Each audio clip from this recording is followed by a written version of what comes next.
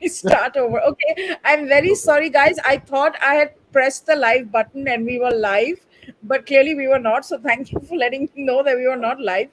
So we've literally been in a discussion for the last 2 minutes, and my apologies. But so let's dive right into it.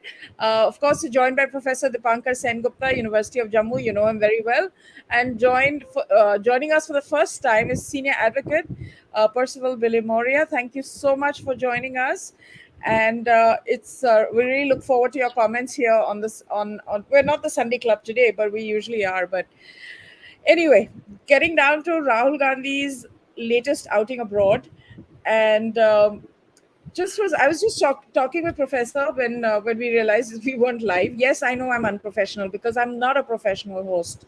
So thank you very much and stop trolling me, Professor. Previous outings of Rahul Gandhi, like what happened in England, there was a lot of more interest. I mean, we on the channel were a lot more interested. And today also, I'm only interested because the White House has said India is a thriving democracy, while Rahul Gandhi is going around the US at the same time saying democracy under threat in India. So that's the only reason I'm interested. But has there been a dip in interest in his foreign sojourns? I detect it. Okay.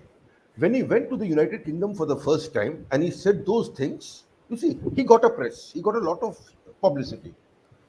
He's practically saying the same things again on another foreign tour.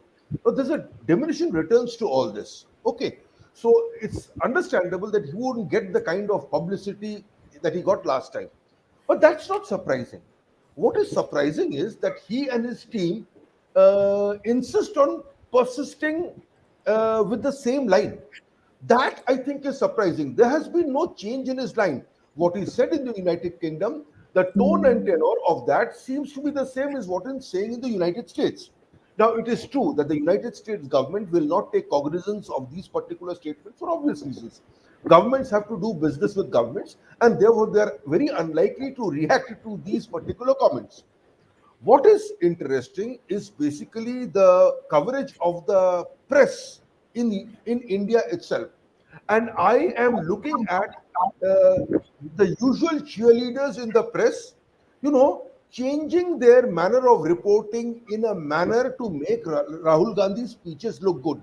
So if you look at, say, the Telegraph, they've pitched it as Rahul Gandhi, trying to prick the conscience of Americans who live outside, NRIs. So that's one way of pitching it. Then some other headings have, basically proclaimed that he has the audiences in a thrall. Now, I would have liked to see that particular audience in a thrall when Rahul Gandhi was making that particular speech. Would have been an interesting thing to say. But the fact remains, the usual cheerleaders are also reporting it in a particular manner. It helps that what he's made these comments to an Indian audience, largely an Indian audience who lives abroad. Although in some of the talks, you also had people from other communities, etc. The third thing is, who is financing this particular trip? Who is organizing this particular trip? And if accounts are to be believed, which have not been yet denied by the Congress, these are extremely dubious, some would say even dangerous institutions, individuals whose associations are with institutions who have been inimical to Indian interests. So I'm talking about the Indian American Muslim Council and so on and so forth. That worries me. So this basically, they have, Rahul and his handlers or his advisors have chosen to embark on this particular path, and they insist on staying on this particular path. As to where this will lead is something that worries me, because the outcome of this cannot be a peaceful one. It will be, I think, a very disturbing and a very, uh, I hope not violent, but certainly it will be a bitter one. Right. In fact, some people were saying, I don't know, this is social media, right? So it could have been said in jest that some of his events had more Pakistanis than Indians, NRIs. But, you know, Percival, you've been tracking this as well. What do you make of what the professors just said? This sort of associating with these elements who have interests that are inimical to India. I think I find it very disturbing and insidious, if not downright sinister. Look, the point is that Americans don't know what is happening beyond their own backyard. Many of them do not have passports. I'm talking about Native Americans. So their knowledge of India is very limited. They still think about Indians as people who are snake charmers. So Yeah, therefore, my grandmother used to say, "Ghar ki izzat ghar ke andar." You absolutely. cannot. I find it objectionable. I'm not a political person, but as a proud Indian, I find it quite objectionable that somebody should parade some of these issues, which are not even anywhere close to reality. So, just to give you an example, at Oxford, he made a lot about EVs being, malfunctioning, and who knows what's happening. Now, after the Karnataka results, what does he have to say about that? So it's not very clear what kind of an audience he is aiming at, and I'm quite sure that he should have done some due diligence as to who are the organizers, who he is going to rub shoulders with, because look, India at the center votes for India. I think it is a very bad political move also on his part to take this line abroad, because Indians are quite unforgiving. Even if there is something rotten in the country, you do not speak about it to foreigners. It's a question of national pride. I Yeah. think that is where uh, he's slipped up. So when he talks about, for example, the media, look, we have a very vibrant media, we have a very independent judiciary. None of that comes out. So it's very difficult to understand, what exactly is the motive behind this. And I'm so glad that you mentioned the vibrant judiciary because you are a member of that field, practice, and been in the field for so long. And that's another angle that's being played out quite a bit now about the independence of institutions, and that's something else that is being talked about. Professor, we've discussed this earlier, and I think Percy brings up a good point about how uh, when the Americans come to India or travel anywhere else in the world, they don't talk about race relations. They don't talk about Black Lives Matter. These are burning issues in America, but they don't do that. It's there for the world to see and make to form their own opinion, but they don't betray their country in that way and present a terrible image of their country on foreign soil. What is so difficult to understand? If truth be told, I think Americans are also sometimes very candid about their problems. So I would imagine that an average American would not be loath to talk about Black Lives Matter. They may have different perspectives. But you No, know no, what? I'm talking about like politicians. Let me be Oh yes, specific. politicians, Not politicians. the average Okay. American. Oh, I'm talking about absolutely, politicians. absolutely, absolutely. There's no doubt about it at all. You see, that is what is extremely worrying. You see, the question is the following: as Percival Billimoria just said, that much of the perceptions about India, in a sense, about Americans who are extremely insular when it comes to getting information, accepting information, will come from the press, their local press. What do their local press report? And we know what they report. Look, we access that particular press and we find out that that press has a singular slant when it comes to reporting on India. They employ all the sepoys that you know of, the usual suspects, who write what they think that their masters want to hear. So these people want to hear. So, and Rahul Gandhi is also playing around the same line. Democracy is in danger. Our institutions are being eroded, and why didn't they arrest me, etc. He is at this point in time a convicted criminal, no doubt about it. Yet he's been allowed to leave and come to the United States. And here he is basically telling the world, look, if something happens to me, if I'm arrested, I'm taken to jail, democracy in India is in danger. So it appears to me that there is some orchestrated way in which They're trying to put pressure on the government through foreign means, where the foreign press basically starts asking questions, uncomfortable questions or slanted or pointed questions on the basis of slanted reports, so that elements of the government, American government, have to take cognizance and then push the government of India into a certain corner. It appears to be that, because if you look at the activities of these particular persons, and I'm not talking about the usual suspects in Colonel who have taxi drivers as their muse.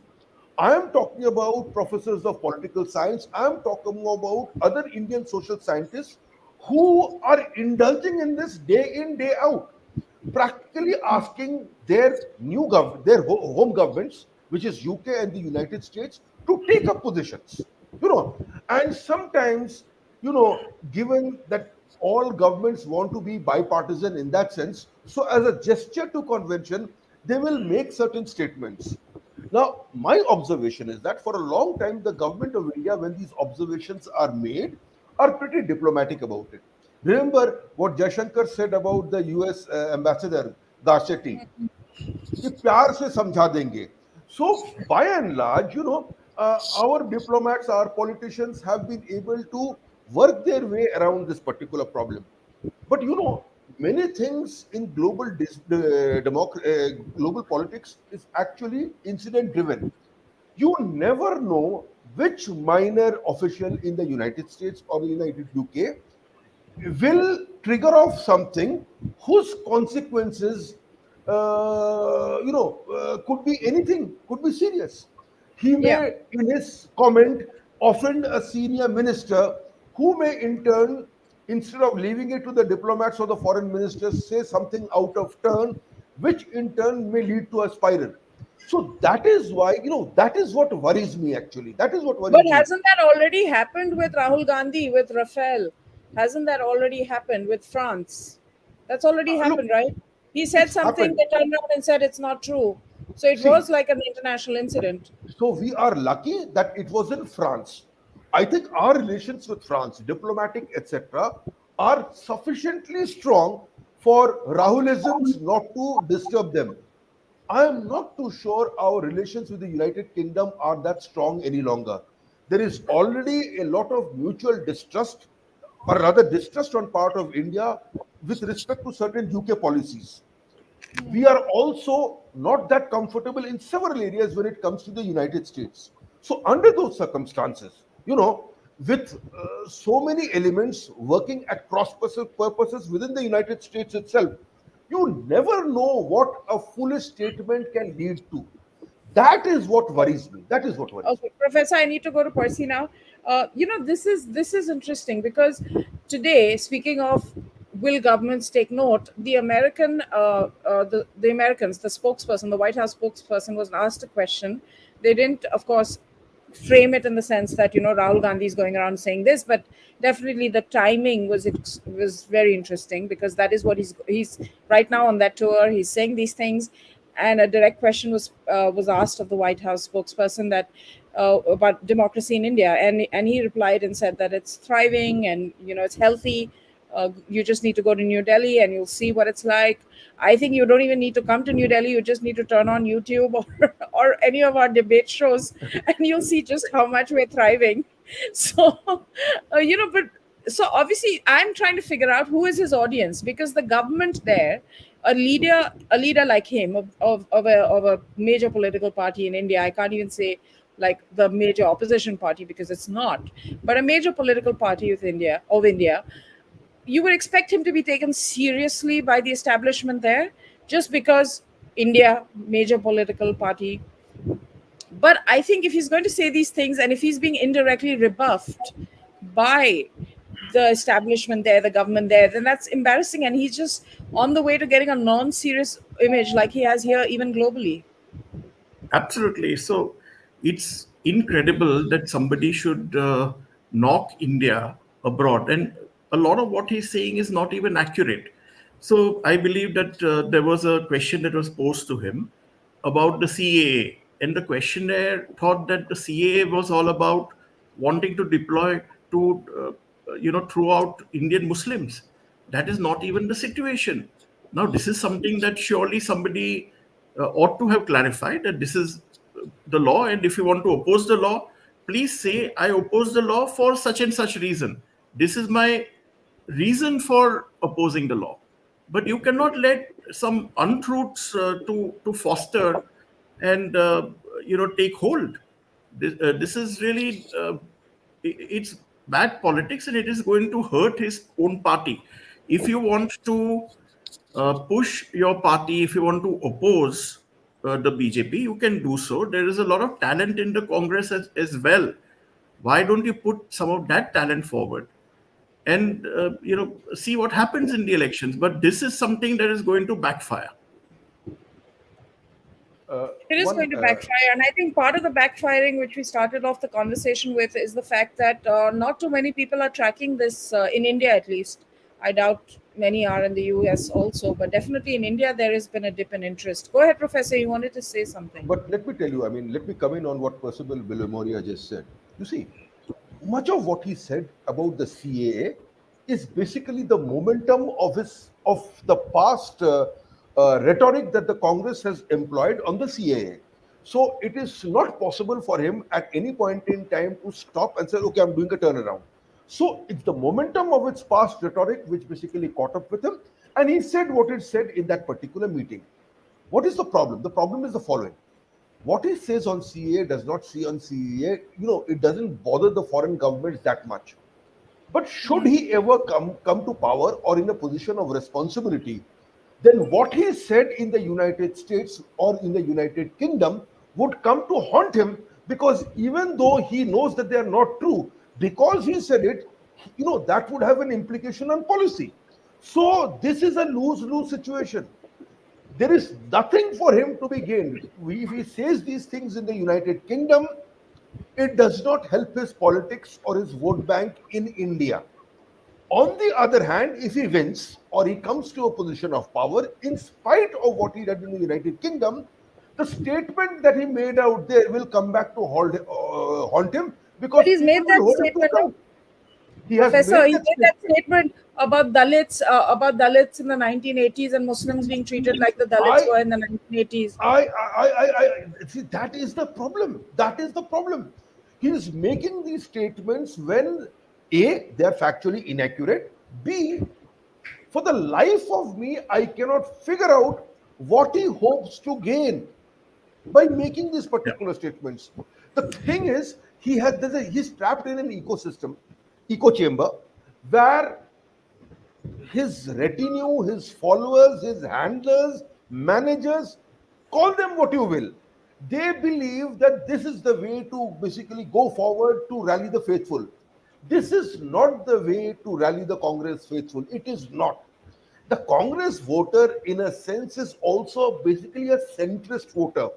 They are unlikely to rally around, such a divisive message. But this is unfortunately Rahul Gandhi's message that he's giving out, and he's giving it out in the United Kingdom and in the United States. So there is nothing right about his message, and there is nothing right about his messaging. That is the tragedy. That is the tragedy of what he's doing. No, I think he was probably trying to preempt the prime minister's visit, which is forthcoming, and build up some support. But I think Yeah. he probably erred in not being careful about who he rubs shoulders with. There have been some very serious allegations that have appeared in the media. Now, if these are true, I'm sure that the BJP will bring this out to the people, and he will be painted as an anti national element, which is self defeating for him and his party. So I think, I'm on the same page. I don't think anyone on the show can really figure out what exactly he hopes to achieve. Professor, we don't know what he hopes to achieve. I think there's a valid point there that he is trying to, preempt the prime minister's visit. Remember, this was the same Congress that was very critical of the prime minister meeting with non-resident Indians in different parts of the world, and now they're kind of doing the same thing, which is fine, of course. Why not? But this is Is it going to deliver anything at all? I think we're quite No, certain that it's no, it won't. not. No, it won't. Look, the fact is, among the non-resident Indians, the ones who support the Prime Minister Modi and the BJP, they will turn up for these shows anyway. It's true that the ones who turned up for Rahul Gandhi's show will probably not turn up for Modi's show. Prime Minister Modi knows that. Everybody knows that. Nobody will bother. So, preempting the Prime Minister's visit by being a dog in the manger or being a spoiler is not going to work, because the set of people who turn up for his show and the set of people who turn up for the Prime Minister's shows are two completely different sets of people. Number one.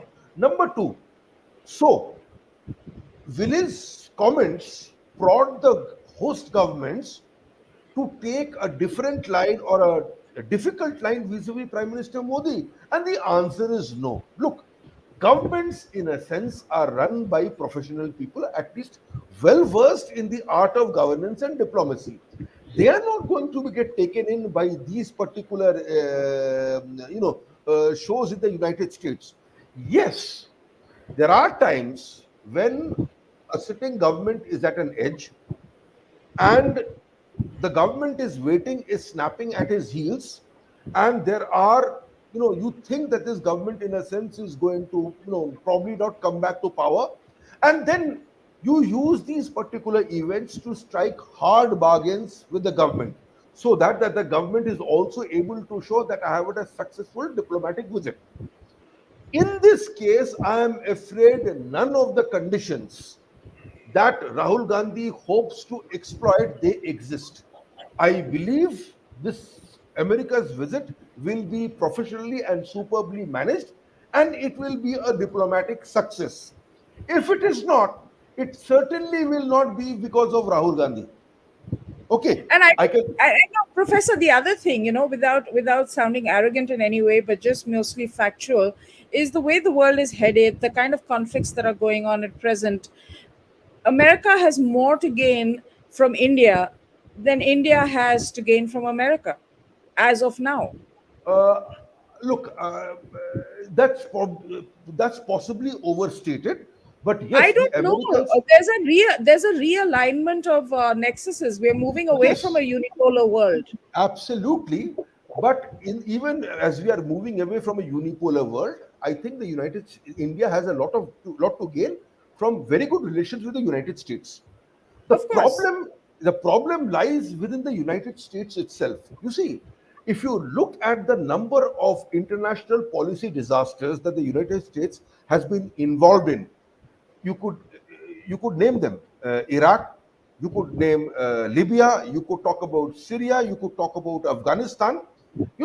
These are places where the United States, in a sense, not only has blotted its copybook, but the neighbors and the extended neighborhoods, in a sense, have been put to risk. Never underestimate the ability of the United States to create a mess. Never underestimate it.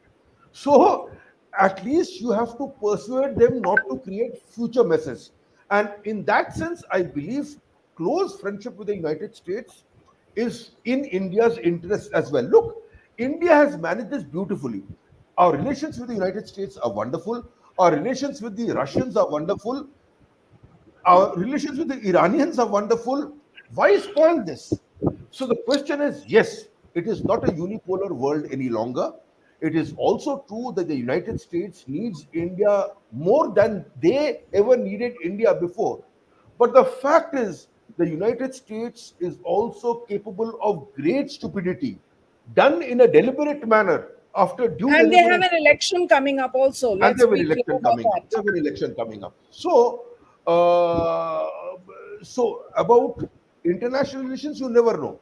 But I think if the United States embarks on a misadventure which puts India to a disadvantage, it will be because of the United States itself and not because of the shenanigans of Rahul Gandhi, really.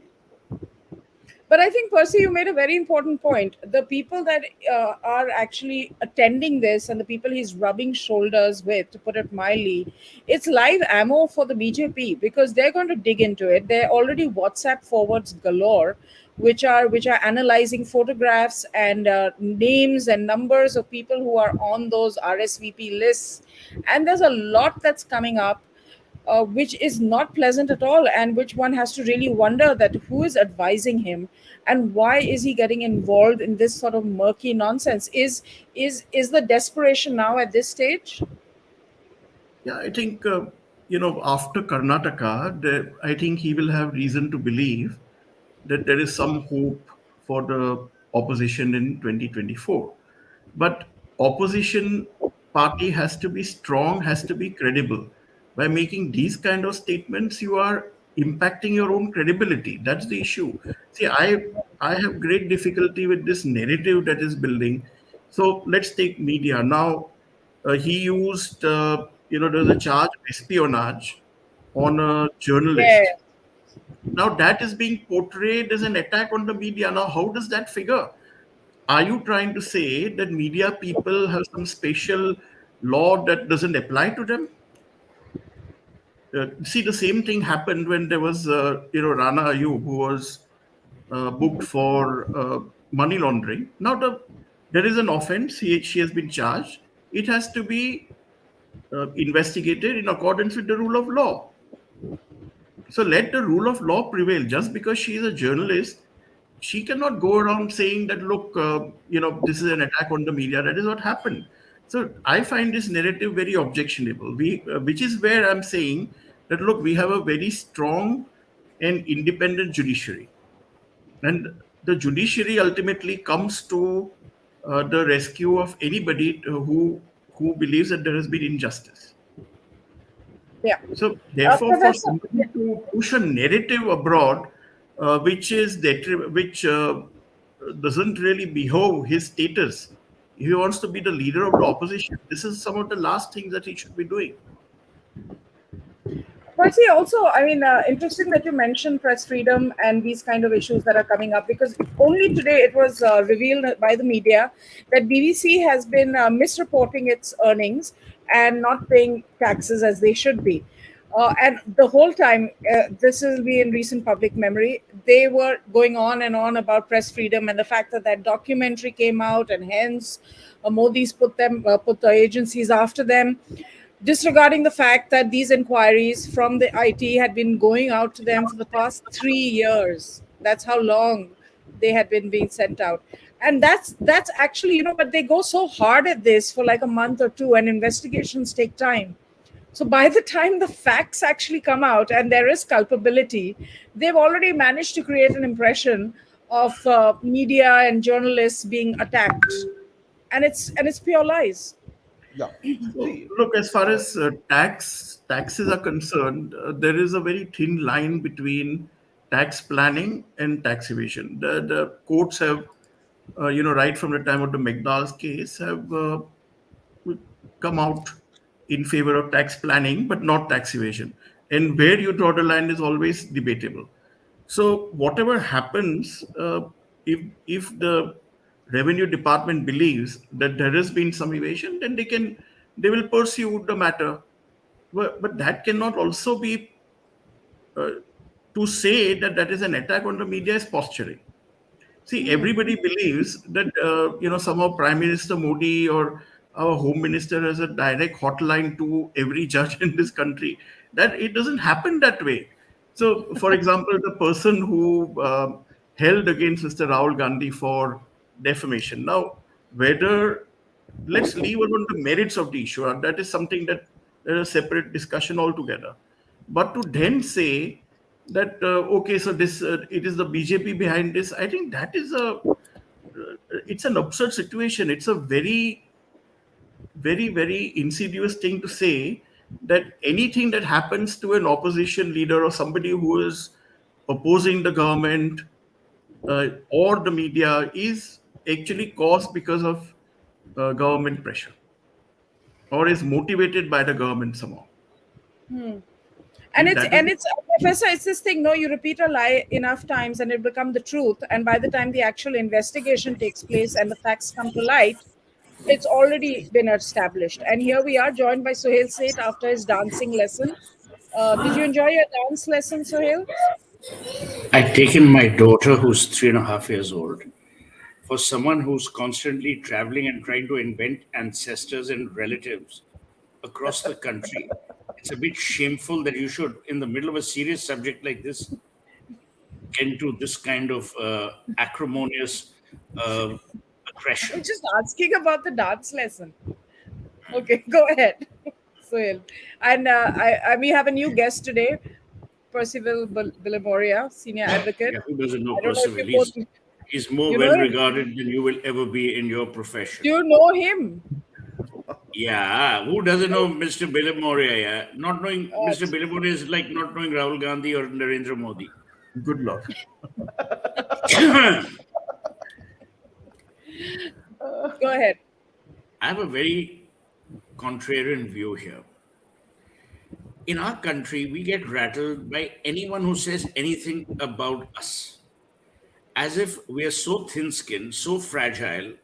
Our legacy is so, fragile that anyone says anything, we get rattled.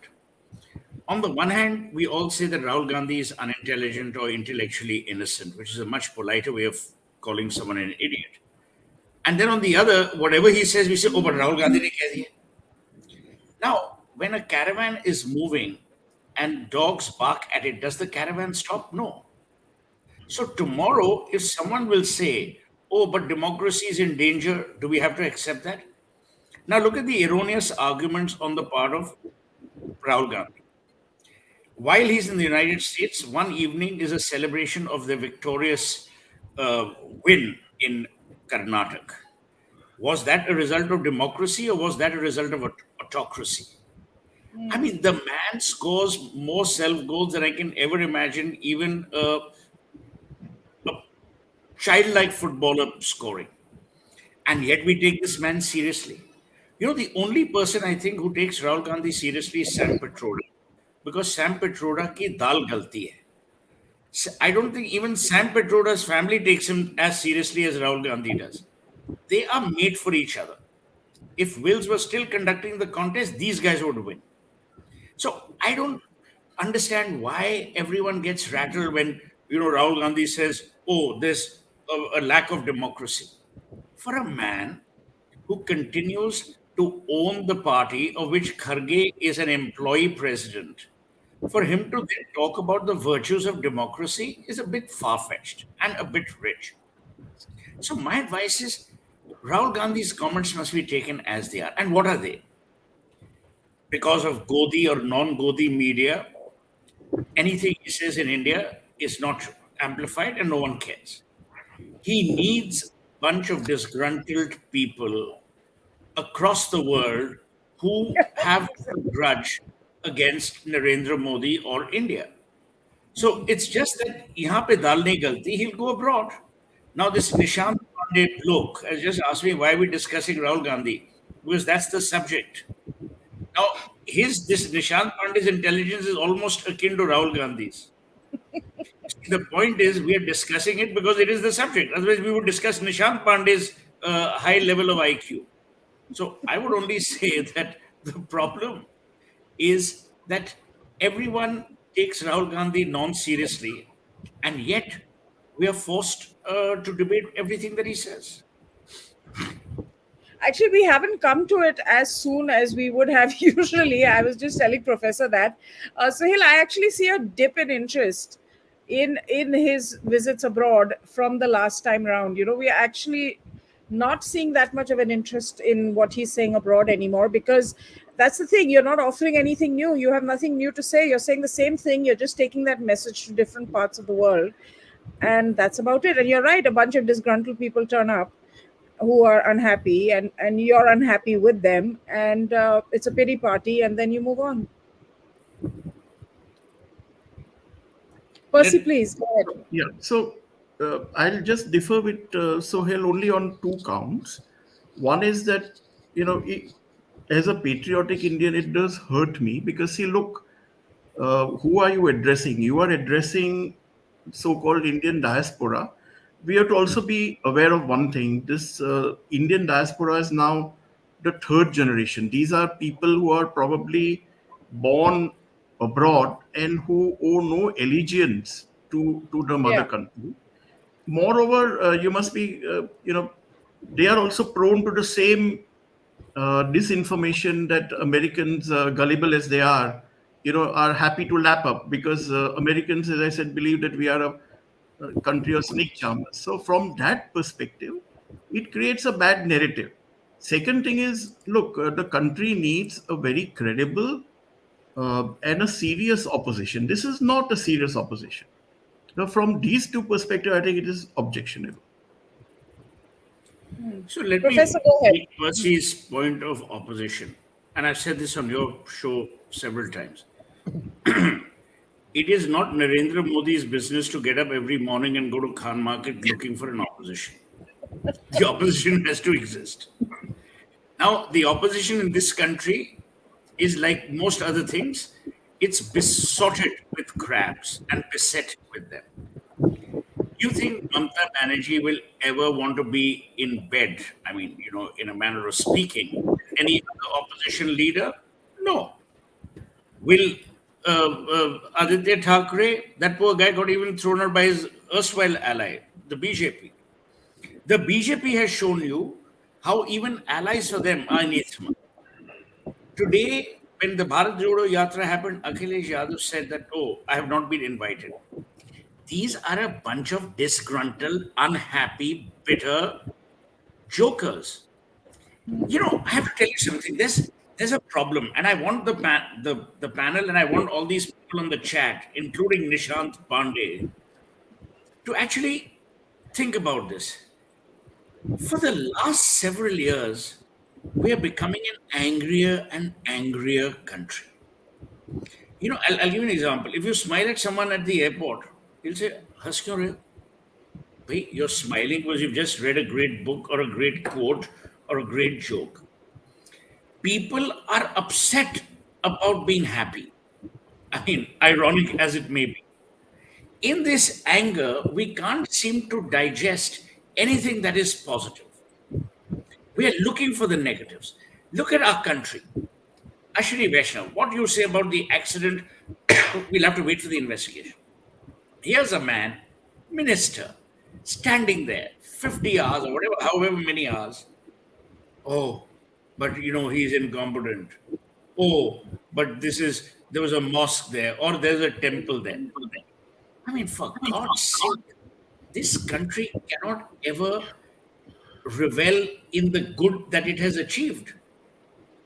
We wake up every morning to find fault with some goddamn thing or the other. You ask an Indian, भाई आसमान तो आज बहुत नीला है. कहाँ नीला है जी? एकदम नीला नहीं है. ये मोदी जी की वजह से नीला नहीं हुआ. अरे यार.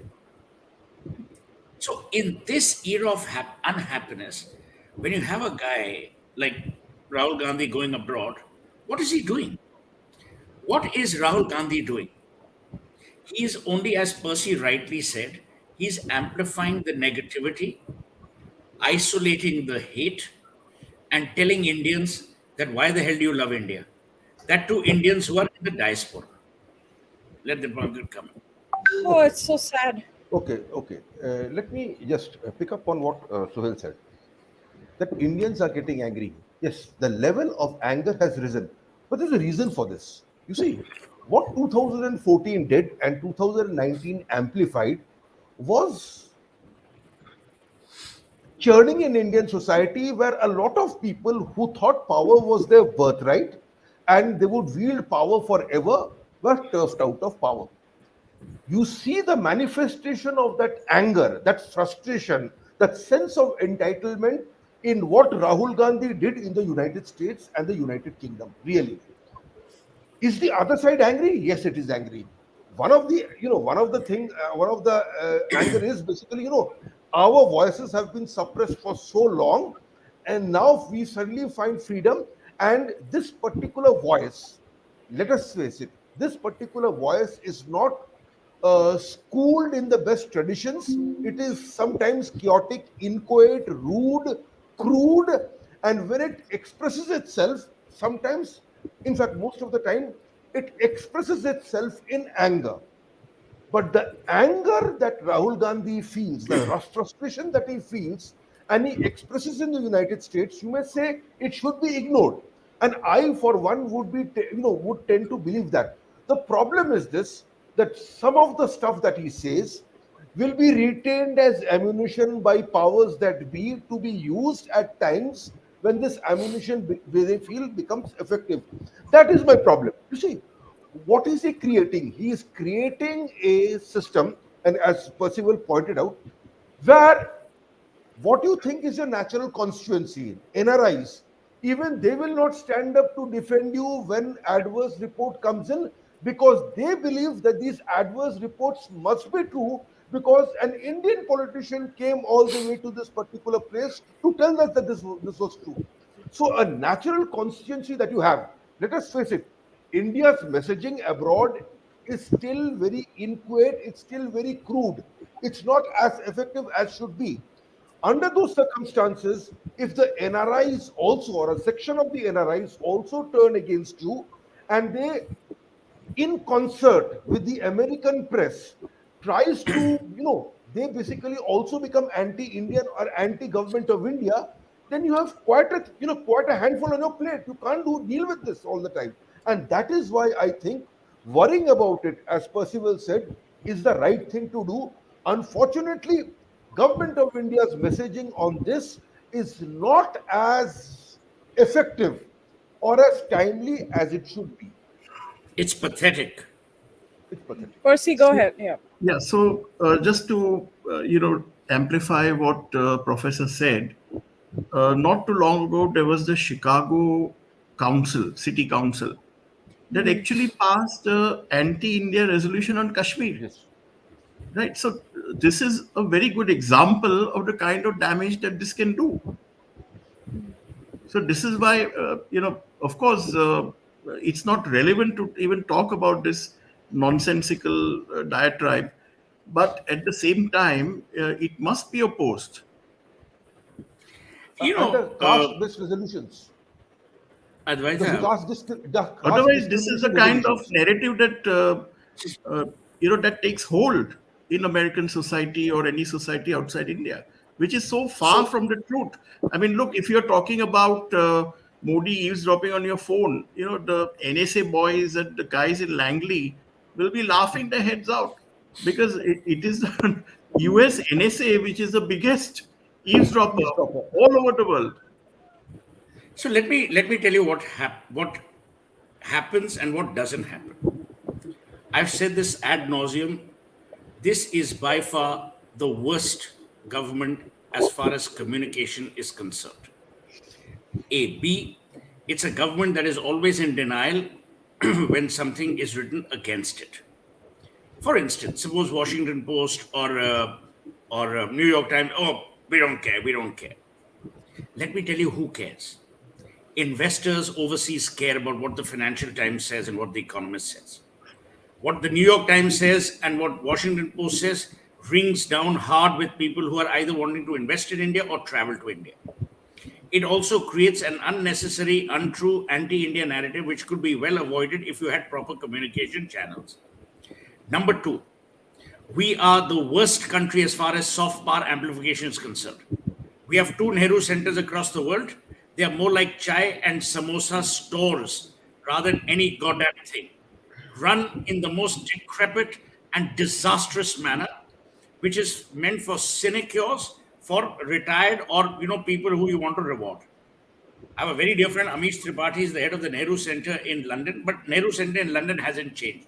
It's the same damn thing. Advaita Kala writes some, corny script.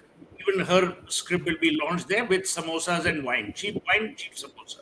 Look at Really? how much China spends.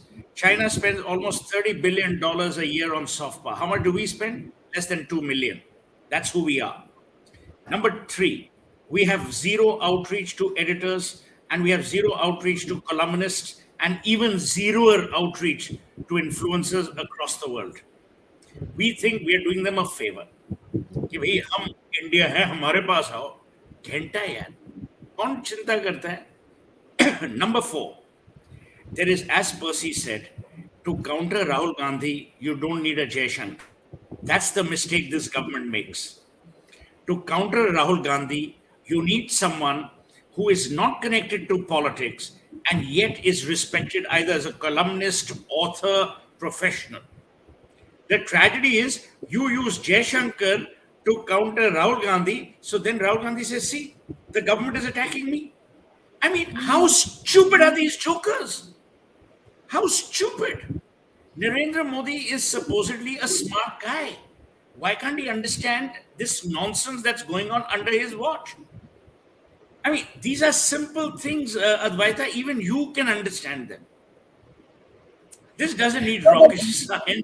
but the No, thing but is, it's Sohail, the BJP also wants Rahul Gandhi to be projected as no, someone that this is is the taken stupidity seriously. of the BJP. Let me tell you, as Percy rightly said, that is stupidity.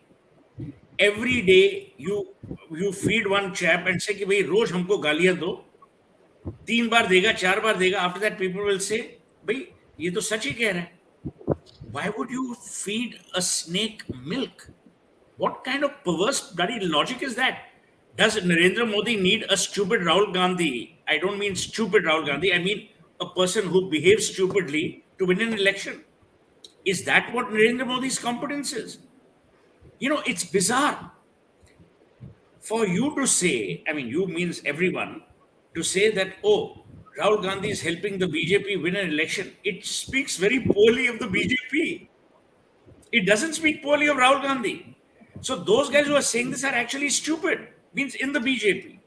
No, but every time the core voter kind of gets disenchanted with the government, and there Core are many voter, times that oh that my God. happens, they Listen, look at the alternative and they 1.4 go million people or running 2 back to million people BJP. are on Twitter. Do you think the average voter gives a toss?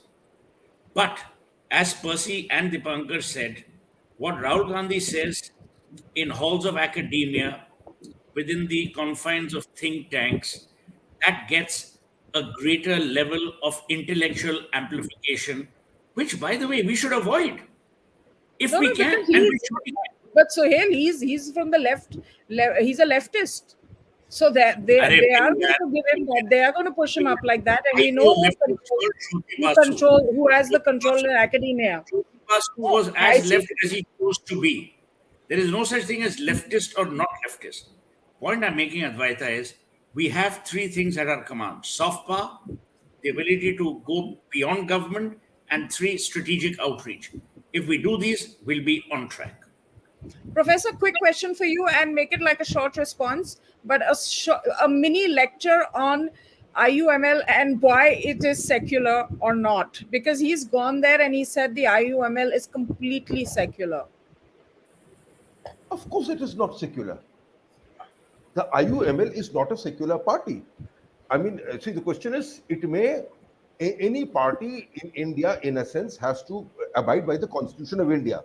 Mere abiding by the Constitution of India does not make it a secular party. What is its politics? What does it espouse for? And it's clear when you look at its agenda and its programs, the pronouncements of its leaders, and what they do and what they've actually done. It's absolutely clear it's not secular. One of the, I remember several years ago, decades ago, I think it was Banatwala who basically gave an interview. He said, yes, you are part of the same Indian Muslim League. That part went to Pakistan after its formation, and we stayed behind to look after the interests of Muslims. So, the genesis of the party from the All India Muslim League, in a sense, is not denied. If you are descended from that particular party without any change in your mental makeup, how on earth can you claim to be a secular party? You cannot. You cannot. The name itself suggests it is. The problem is the following. You see, at both times, even the leftists have gone with the Muslim League, and the Congress himself has also gone with the Muslim League. Somewhere down the line, the leftists realize that they are playing both sides and they're basically taking benefits. So, somewhere down the line, in 1987, it was Namboodiripad who actually spoke out against the Muslim League and said, look, this is the communal party. And he talked about the Indianization of politics. Now, since Namboodiripad talked about the Indianization of politics, Namboodiripad being secular could say that. Balraj Madhav talking about the Indianization of politics would mean Balraj Madhav was communal. That's another matter altogether. But what has happened is the Indian Union Muslim League and the All India Muslim League combined, and they've been faithful allies of the Congress ever since.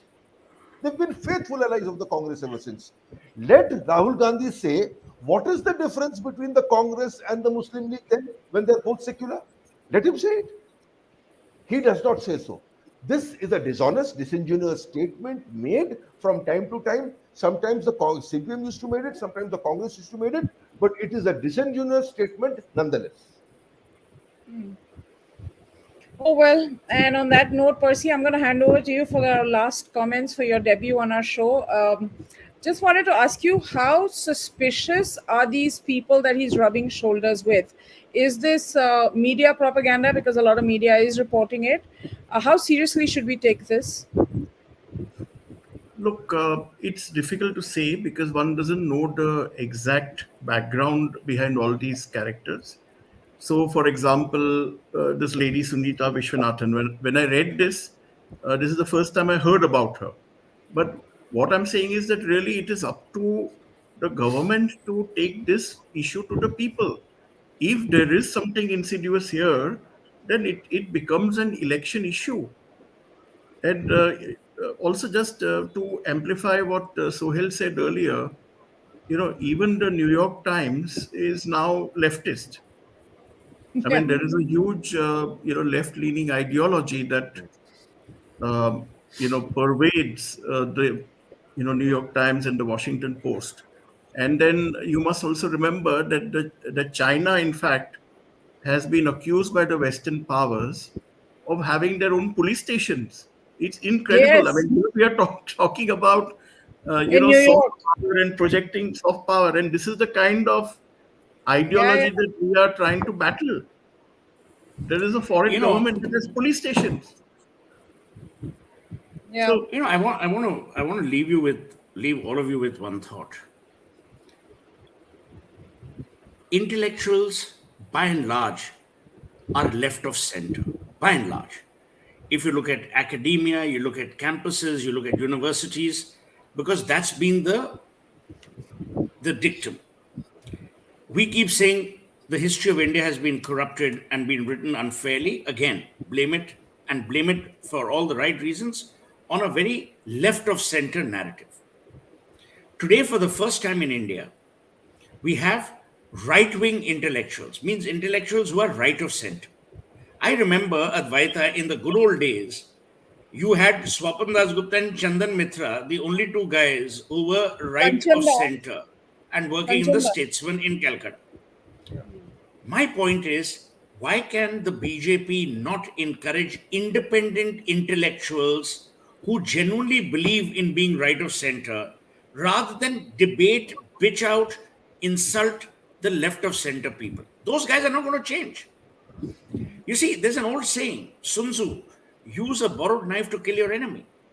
The trick has to be strategic. The problem with the BJP and with the Indian government is it is tactical. It is never strategic. You don't have anyone arguing a compelling case because the person arguing it is already belonging to the government or one of the arms of the government. The worst is these friends of BJP, overseas friends of BJP. Worst people. Then you have Why? one person who I will not name, who runs At least, conferences after conferences in London. One runs conferences after conferences in New York. All these guys are getting rich at the expense of the BJP. Are they being able to change the narrative? No. They are not meeting the Lionel Barbers. They are not meeting the Radhika Joneses. They are not meeting the Arthur Schalzbergers. They are very happy कि भाई हमारा बंदा है वहां उससे मिल लेंगे. Today, you have a fantastic High Commissioner, Indian High Commissioner to England, Vikram Doraiswamy. I have not seen anyone do the kind or indulge in the kind of outreach he's doing. But you cannot have one person, solving the problems of communication of a government representing 1.4 billion people. yeah. So, my advice would be advice, and this is serious. Have another show, a serious Sunday club show. Call someone, not Kanchan because he's poor chap recovering. Call someone if you can from the Prime Minister's office or from, that's how you've got to do it. Now, this Sunny Pad, whatever his name is, he says, look at the number of pro-right channels on YouTube. Exactly my point. If they come across as pro-right, you don't want them. It must be strategic. They don't have to say, we are Modi supporters, because then nobody will believe you. Hey, there is something called stealth, which obviously is a word that these Johnnies haven't heard of. So you've got to do it with that level of strategic communication. That's what I genuinely believe. One Okay, point, Professor. final comment. You see, Final point. Yes. I agree with Sohel. The problem is, I witness, there are many right wing intellectuals who, on several issues, basically want to stand up and counter what left wing intellectuals say. But somewhere down the line, they start to believe that, they're not looking for patronage, but the recognition that should come. That recognition is basically a statement of gratitude or an act of gratitude that should come from a government whose job they are doing. That does not turn Is up. absent. I, Yeah. I you know, I am, I can't figure this out because this was never the case. Let's say in its earlier avatar from 1999 to 2004. Right now, there are lots of people who stand up and counter. Sometimes they do a fantastic job, but the government of the day or the political organizations seem not to recognize them at all. Now, of course, there are vested interests who will ensure that doesn't happen. So if you are heading a troll army, then if somebody else is doing a job for you and is doing it far better than you are, then in a sense you believe that is shortage for your custom. I understand that. But as Suhail said, as an organization, the BJP and the government, in a sense, has to have a system where such people are recognized in some fashion. If you don't do that, it's not going to work. I agree. I agree. Well, thank you everybody for watching. Thank you, Percy, for joining us. I hope you'll come back on the show and you enjoyed it. Did Sure, you? if you have me. You If enjoyed you it? have me, I'll be back. All right, wonderful. And just a travel tip for Sohail. Please travel by train like I do, and you'll meet a lot many more smiling and friendly Indians on trains. And you actually get to Yeah, but know them I'm really well, I'm and vice I'm versa. worried about what they feel when they So, encounter you. no, they're very happy to encounter me. So, if you're looking for smiling co-passengers, then travel by train. Yeah. All Sure, right, sure. everybody, support Indian Railways. And I say this as someone who only travels by train, that it has improved by leaps and bounds. And Have you don't sold forget your that. Mahindra car or whatever you got as a gift from? From who? You Yogi. got some gift, nice, some Mahindra car you got. Acha, who? From Railways? Okay. I love Indian Railways, guys. No denying it. See you soon. Bye. Bye.